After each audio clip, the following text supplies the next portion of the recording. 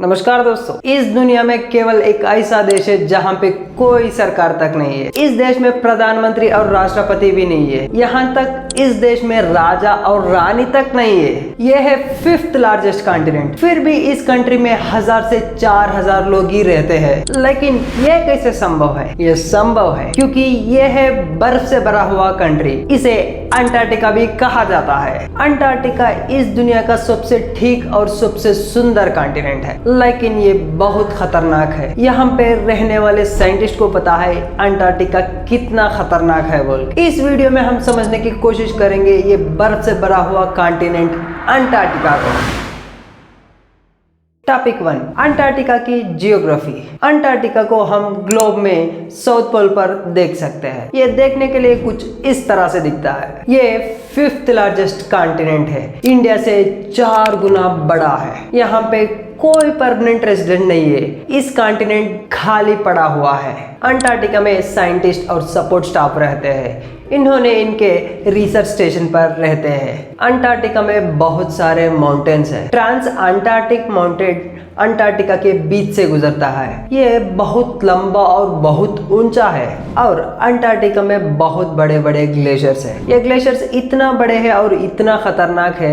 ये glaciers melt हुआ तो सी लेवल राइज होकर इस दुनिया को खत्म कर सकता है। टॉपिक 2, अंटार्कटिका का क्लाइमेट। अंटार्कटिका इस दुनिया में सबसे ठंडा कॉन्टिनेंट है। अंटार्कटिका का एवरेज टेम्परेचर -57 डिग्री सेल्सियस है। कभी कभी अंटार्कटिका में -80 डिग्री सेल्सियस तक इसका टेम्परेचर जा सकता है। अंटार्कटिका में बहुत कम बारिश होती है। ब्रिटिश अंटार्कटिक सर्वे के हिसाब से एक साल में केवल 30 दिन ही अंटार्कटिक में बारिश होता है। Topic 3, no government in Antarctica. Antarctica में अब तक एक गवर्नमेंट भी नहीं है क्योंकि अंटार्कटिका में एक भी परमानेंट रेजिडेंट नहीं है। यहाँ पे केवल साइंटिस्ट और उनके सपोर्ट स्टाफ रहते हैं उनके रिसर्च स्टेशंस में। वो भी समर में 4000 लोग तक रहते हैं और विंटर आ गए तो केवल 1000 लोग ही रह पाते हैं क्योंकि वहाँ पे टेम्परेचर उतना ठंडा रहता है। इस यूनिक कॉन्टिनेंट को संरक्षण करने के लिए दिसंबर 1, 1959 में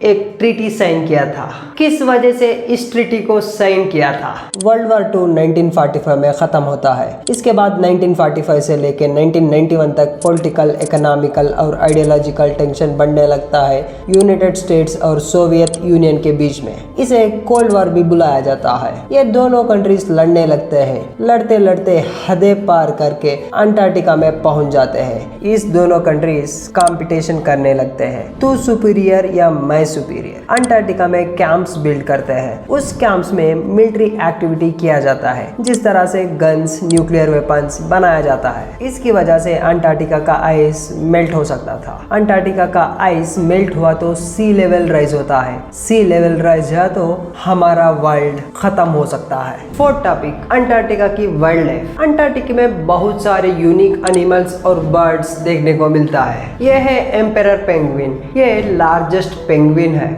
इसका हाइट 1.2 मीटर्स है। यह अंटार्कटिका का -48 डिग्री सेल्सियस टेम्परेचर में भी आराम से सर्वाइव कर सकता है। इस तरह के बहुत सारे यूनिक एनिमल्स और बर्ड्स अंटार्कटिका में है। इस कंटेंट आपको इंफॉर्मेटिव लगा तो चैनल को जरूर सब्सक्राइब कीजिए क्योंकि आपका एक सब्सक्राइब भी मुझे मोटिवेट करता है इसी तरह वीडियो बनाने में। धन्यवाद।